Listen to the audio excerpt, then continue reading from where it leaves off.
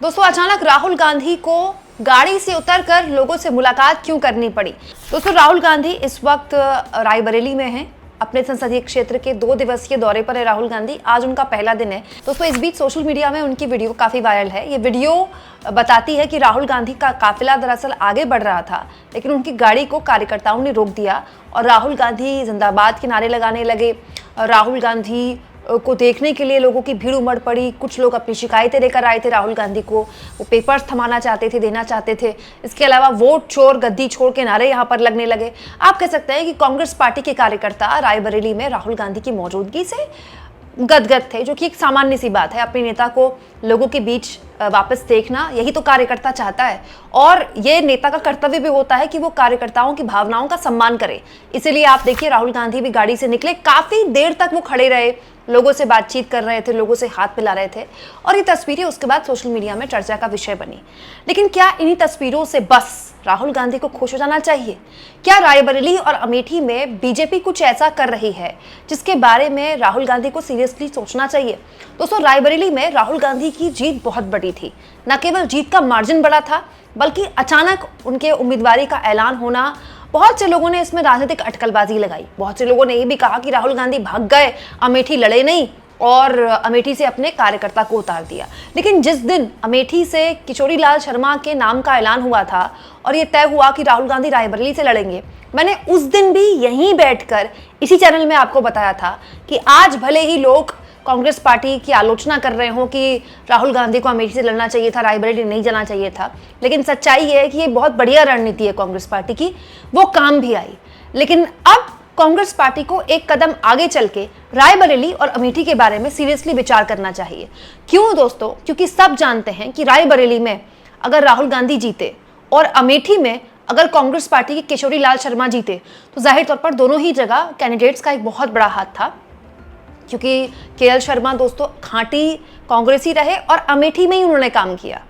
दूसरा, राहुल गांधी जिस सीट से लड़े रायबरेली, वो उनकी मां सोनिया गांधी की सीट थी। तो जाहिर तौर पर कांग्रेस पार्टी ने अपने दोनों गढ़ न केवल बचा लिए, बल्कि अमेठी वापस से हासिल भी कर लिया। और दोस्तों, ये केवल रायबरेली और अमेठी के लिए नहीं है, उत्तर प्रदेश में भी अगर कांग्रेस को अपने दम पर कुछ करना है तो वो उसके लिए बहुत मुश्किल है। उसको समाजवादी पार्टी का साथ चाहिए ही होगा। जैसे मैं आपको अमेठी और रायबरेली का एक आंकड़ा बताती हूँ। दोस्तों, रायबरेली में 5 विधानसभा सीटें आती हैं। इनमें से 4 समाजवादी पार्टी के पास है, 1 सीट बीजेपी के पास है। बीजेपी की अदिति सिंह यहाँ से विधायक हैं। अदिति सिंह एक वक्त में पुरानी कांग्रेसी रही, उनका पूरा परिवार कांग्रेसी रहा, लेकिन अब वो भाजपाई हो चुकी है। रायबरेली, जहाँ पर राहुल गांधी सांसद हैं, वहाँ उनका एक भी विधायक नहीं है।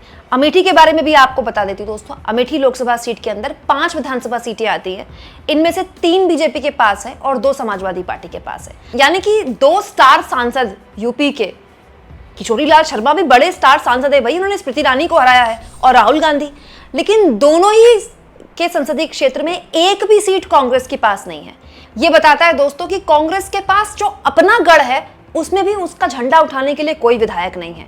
और यही कांग्रेस पार्टी की राज्यों में स्थितियां कमजोर करता है। देखिए दोस्तों, अगर केंद्र में कांग्रेस पार्टी को मजबूत होकर आना है तो वो यूपी और बिहार इग्नोर नहीं कर सकती। एक्चुअली में कांग्रेस का पतन शुरू ही तब से हुआ जब यूपी और बिहार से उसका सफाया होने लगा। बिहार और यूपी में वो अपने सहयोगियों के कंधों पर बैठकर आ गई। बिहार में आप हालत देख लीजिए, अब कांग्रेस पार्टी 70 सीटें मांग रही है, मिल जाएंगी क्या उसको 70 सीटें? वही बात सही है कि पिछले विधानसभा चुनाव से इस विधानसभा चुनाव में बहुत फर्क आ गया है। कांग्रेस पार्टी लोकसभा में बड़ी शक्ति के साथ आई है। राहुल गांधी काफी पॉपुलर हुए हैं बिहार में, यूपी में, लेकिन जब आप चुनाव लड़ते हैं तो आपसे पूछा जाता है कि आपका आधार क्या है, जमीन पर आपका कार्यकर्ता कितना है, कौन है जो आपका झंडा उठाएगा। अगर बिहार से आरजेडी को हटा दिया जाए और यूपी से समाजवादी पार्टी को हटा दिया जाए तो क्या यही परफॉर्मेंस रहेगा कांग्रेस पार्टी का? ये एक ऐसे सवाल है दोस्तों जो कांग्रेस पार्टी को खुद हल करने पड़ेंगे। देखिए, ये बात सही है कि कांग्रेस जिस तरह की पार्टी है वो नेता ड्रिवन पार्टी, जैसे हर पार्टी का ना अपना यूएसपी होता है। बीजेपी हमेशा से कार्यकर्ता ड्रिवन पार्टी रही है। कार्यकर्ता हमेशा उसका मजबूत रहा है, संगठन हमेशा उसकी मजबूती रही है। क्यों? क्योंकि आरएसएस है ना उसके साथ। वो तो बीजेपी के साथ मोदी नाम जुड़ गया, एक ब्रांड जुड़ गया, और मोदी ने खुद अपने आप में इतना इन्वेस्ट कर दिया कि उसको आरएसएस का सपोर्ट, कार्यकर्ता और मोदी का ब्रांड, तो बीजेपी इतनी बड़ी पार्टी बन गई। कांग्रेस इससे अलग है। कांग्रेस नेता ड्रिवन पार्टी है। बड़ा नेता मिलेगा, कांग्रेस फैल जाएगी, कांग्रेस बढ़ जाएगी। इंदिरा गांधी आई, कांग्रेस फैली, कांग्रेस बढ़ी। उसके बाद सोनिया गांधी ने अपने दम पर कम से कम 2 बार कांग्रेस को सत्ता में वापसी कराई, यूपीए 1, यूपीए 2। और अब जो राहुल गांधी का उभार हो रहा है, उसी की वजह से कांग्रेस का उद्धार हो रहा है। लेकिन दोस्तों, तब की रियलिटी में और आज की रियलिटी में बहुत फर्क आ गया है। कांग्रेस पार्टी का यूपी में कितना जनाधार है, कांग्रेस पार्टी के कार्यकर्ता कितने हैं, और उससे भी बड़ा कितने नेता हैं जो कांग्रेस पार्टी यूपी में खड़ी कर पाई है। इन सवालों के बारे में राहुल गांधी को सोचना चाहिए। वो रायबरेली लगातार आ रहे हैं जीतने के बाद, ये बताता है कि वो अपने संसदीय क्षेत्र के लिए चिंतित हैं। पहले वाला मामला नहीं है कि अमेठी से मैं जीतता आया हूं तो जनता तो हमेशा से ही अमेठी और रायबरेली में गांधी परिवार को वोट करती रही है, नहीं भी जाएंगे तो क्या चल जाएगा। इस बार जिस तरह से राहुल गांधी सक्रिय हैं, बार बार रायबरेली आते हैं, अधिकारियों के साथ मीटिंग कभी नहीं ली अमेठी के में सांसद रहते हुए राहुल गांधी ने, लेकिन यहां लेते हैं। क्यों? क्योंकि उनको पता है कि जनता ने हराया है उनको अमेठी। वो किसी भी हाल नहीं चाहेंगे कि दोबारा से रायबरेली या अमेठी सीट पर कोई आंच आए। लेकिन दोस्तों, इस तरह की सक्रियता से केवल काम नहीं चलेगा। दोस्तों, नेता क्या होता है? नेता भीड़ जुटाता है। भीड़ जुटाता है तो माहौल बनता है, एक परसेप्शन बनता है। लेकिन उस माहौल को वोट पे कन्वर्ट करने का काम करते हैं कार्यकर्ता, और कार्यकर्ताओं के साथ चलते हैं स्थानीय नेता। यूपी और बिहार में कांग्रेस पार्टी के पास कितने स्थानीय नेता हैं? कितने कांग्रेस पार्टी के नेता हैं जिनको नाम से लोग जानते हैं? मुझे नहीं पता। आप यूपी और बिहार के जो हमारी जनता है वो कमेंट बॉक्स में लिख सकती है। दोस्तों, हालांकि ये बात भी सही है कि राहुल गांधी जिस तरह से मजबूत हुए हैं, उसमें 2 काम तो हुए हैं। ये जो मुस्लिम वोटर था देश में, जो अलग अलग राज्यों में अलग अलग तरह के पैटर्न से वोट करता था, जब वो राष्ट्रीय राजनीति की बात करते हैं, अब हम नेशनल पॉलिटिक्स की बात करते हैं, तो भारत जोड़ो यात्रा के बाद इसमें तो फर्क आया है कि अब वो नेशनल पॉलिटिक्स में कांग्रेस के करीब दिखता है। आप कह सकते हैं कांग्रेस पार्टी ने ये बढ़त हासिल की है। मुस्लिम तो हमेशा से कांग्रेस पार्टी का ही वोटर रहा है।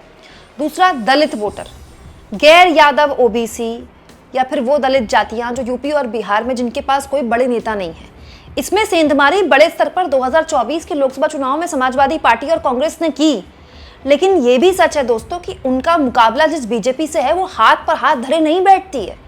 बीजेपी ने उसके बाद यूपी में कितनी बैठकें कर ली हैं, कितने अपने स्क्रू टाइट कर लिए हैं। बीजेपी वो पार्टी है जो कमजोर होकर बाउंस बैक करती है, बार बार करती है। किस तरह का वोट चोरी हो रही है, नहीं हो रही है, कोई मैनिपुलेशन हो रहा है, नहीं हो रहा है, इसको आप साइड में रख दीजिए। मैं इसमें नहीं कह रही कि नहीं हो रहा है, मैं ये भी नहीं कह रही हो रहा है, लेकिन ये सच है कि जिस तरह से संगठन में यूपी में, बिहार में सीरियसली अपनी हार के बाद, शर्मनाक हार के बाद बीजेपी ने यूपी में अपने आप को केंद्रित किया है। बात बात पर यूपी के मंत्रियों को, यूपी के मुख्यमंत्रियों को दिल्ली तलब कर दिया जाता है। ये बताता है कि किसी भी हाल में अपनी गलतियों से दोबारा उनको दोहराने के मूड में बीजेपी नहीं है। और अब जो राहुल गांधी के पास वक्त है वो भी बहुत कम है दोस्तों। 2025 देखिए, अब आप सितंबर में आ गए हैं, उसके बाद 2027 में तो चुनाव है यूपी का। तो आपको अपने संगठन का आधार अब मजबूत नहीं करेंगे तो कब करेंगे? अब आपके नेता आप खड़े नहीं होंगे तो कब खड़े होंगे? क्योंकि जब आप गठबंधन के सहयोगियों के भरोसे चुनाव लड़ेंगे ना, तो फिर आपको चुनाव के बाद भी अगर आप जीत भी गए तो भी आपको उन्हीं के भरोसे रहना पड़ेगा। इसीलिए दोस्तों, राहुल गांधी के स्वागत में जिस तरह के कार्यकर्ता सड़क पर दिख रहे हैं, मैं गलत नहीं कहती है। इनफैक्ट इसमें सिर्फ कांग्रेस पार्टी के कार्यकर्ता हैं भी नहीं, कुछ तो समाजवादी पार्टी के भी हैं। लेकिन केवल इस भीड़ को देखकर राहुल गांधी या कांग्रेस पार्टी को खुश नहीं होना चाहिए। उनको ये सोचना चाहिए कि इस भीड़ को वोटर में तब्दीली कैसे कर रहे हैं, क्योंकि बात यहाँ पर केवल अब संसदीय चुनाव की नहीं है, विधायकी के चुनाव की भी है। आप इस मुद्दे पर क्या सोचते हैं? कमेंट बॉक्स में जरूर लिखें, और जितना हो सके चैनल को शेयर करें, सब्सक्राइब करें, और थैंक्स और ज्वाइन, ये 2 ऑप्शन है जिसके जरिए आर्थिक तौर पर भी अगर आप चाहें तो चैनल के हाथ मजबूत कर सकते हैं।